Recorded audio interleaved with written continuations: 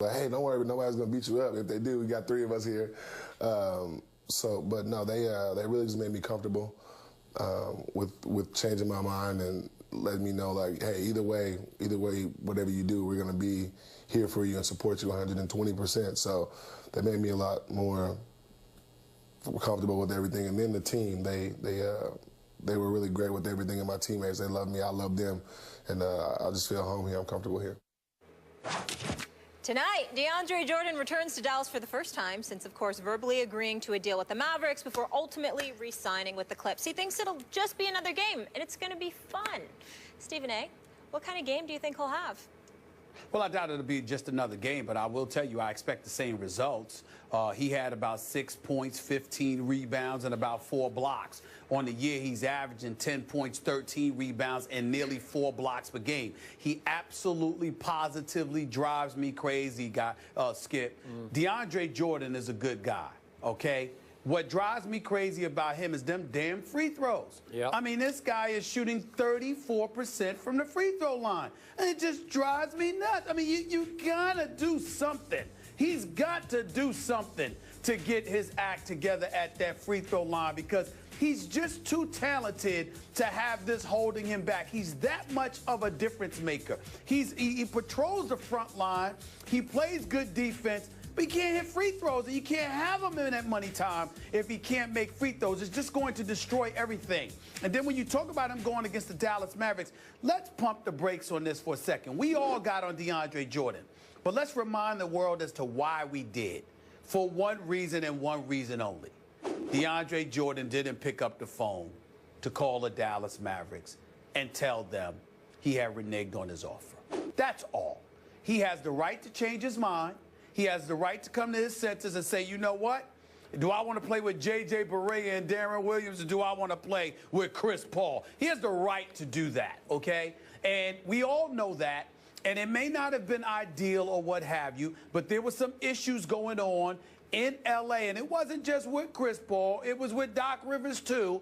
But everybody made amends. Everybody came together, and obviously he had a change of heart because that bad boy he's playing with, Blake Griffin, averaging 28, 10, and 8, by the way. Let's not forget him. He sat up there and he thought about not just the team, but the friendships that were cultivated. He decided that's where he wanted to stay.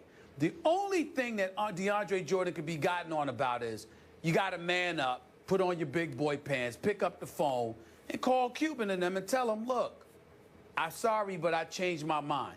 The fact that he wasn't able to do that, that's the stinging indictment against him because he didn't do what men are supposed to do, but only in that regard. That's it. Outside of that, he's fine. Dallas is only going to boo you because they regret that they don't have you.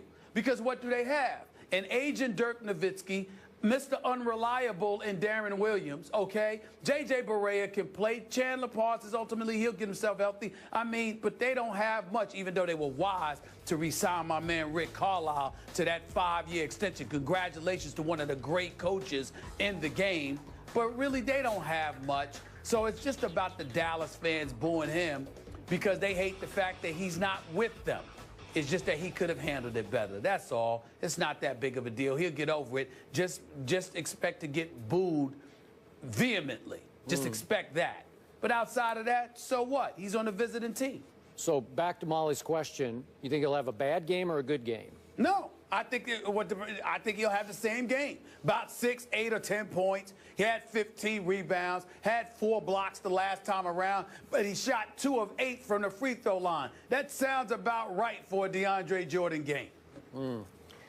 Okay, I hear you when you say he's a good guy, but I got to tell you, he is. This was an ugly situation that ensued, and I do not blame Mark Cuban and Mavericks fans, Mark, for encouraging Mavericks fans to boo with all their might tonight because he deserves every decibel of it. He did renege, and I know he didn't pick up the phone and call Mark Cuban, but just reneging on a commitment, it was a terrible thing that happened, and I thought it revealed DeAndre's character or lack thereof in the bigger picture. I'm with you. He made the right choice. He just did it the wrong way. But in the end, now he goes back. They will boo with all their might. I would like to see Rick Carlisle put him on the free throw line at every opportunity, because you don't get nervous when you're playing defense or blocking shots or rebounding or whatever. All the things that he does best aren't nerve-wracking things. So again, he'll put up those kind of numbers. But where the nerves kick in is if you put him out there by himself and they are booing the rafters off. Yeah. Then let's see what he would do. And I think it would give these fans just a little pleasure to pull off the upset tonight, and to do so at his expense when he goes, 3 for 25 from the line or whatever it might be. I think that would be a small degree of revenge or satisfaction for those Maverick fans that got stiffed by him. Well, I tell you this, Skip, a lot of times we judge guys a bit harshly. We look at their age, and we think that defines their manhood. And sometimes that's not it. It's the experiences. And DeAndre Jordan, I believe, was never really in a situation prior to this where, he had to step up and be a grown man. And when he found himself in that situation, it was foreign territory for him, and he didn't handle it with the ease and the precision and the maturity that one would think you should handle it in. So he was called out on it because you're not supposed to renege. But in the end, bottom line is that he didn't want to go there.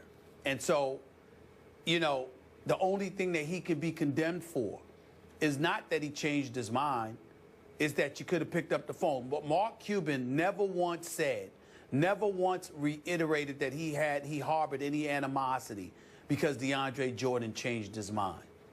It was like, you can't even give me a call. You can't even show me the respect of answering my calls when I was calling you, when Blake Griffin and them were huddled in your home prior to that midnight deadline. Those kind of things. You could have shown due deference and respect to a great owner like Mark Cuban, and you didn't do that. And to me, that's what makes him look even worse. Yep. No question, that was the mishandling. So the punishment tonight might be the free throw line. We shall see. All eyes will be on that game, and also all eyes, of course, on the Heisman watch. Right now, it appears a running back will win, possibly a wide receiver, but which one? We'll get into that when we return. First Take is brought to you by Terminator Genesis. Own it today on Blu-ray, rated PG-13.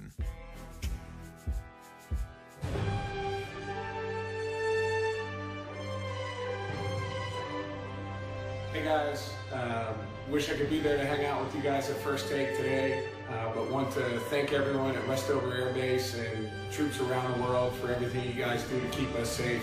Molly, Stephen A, Skip, what's going on, man? It's your boy Big Baby. But I want to give a special happy Veterans Day to Westover Air Force Base for everything those guys do, making this country a wonderful place. I appreciate you guys. Much respect, Big Baby. Thanks to Big Baby and Matty Ice for that. We had a blast at Westover Air Reserve Base this week, and we just want to say again, happy Veterans Day to the troops everywhere. We so appreciate you. And one last quick topic before we go. After outrushing Leonard Fournette 210-31 in Alabama's win over LSU, Derrick Henry now holds the top spot in ESPN.com's Heisman Watch. Skip, should Henry be the front runner? Stephen A., I'm going to give a slight edge right now to the little big man from Baylor, Corey Coleman, putting up monster receiver yards for an undefeated team. Would be the first receiver to win this award since our very own Desmond Howard back in 1991. Derrick Henry is right there. I think Ezekiel Elliott is making his case and is just a touch behind there and bringing up the rear, but coming on strongly is Christian McCaffrey from Stanford.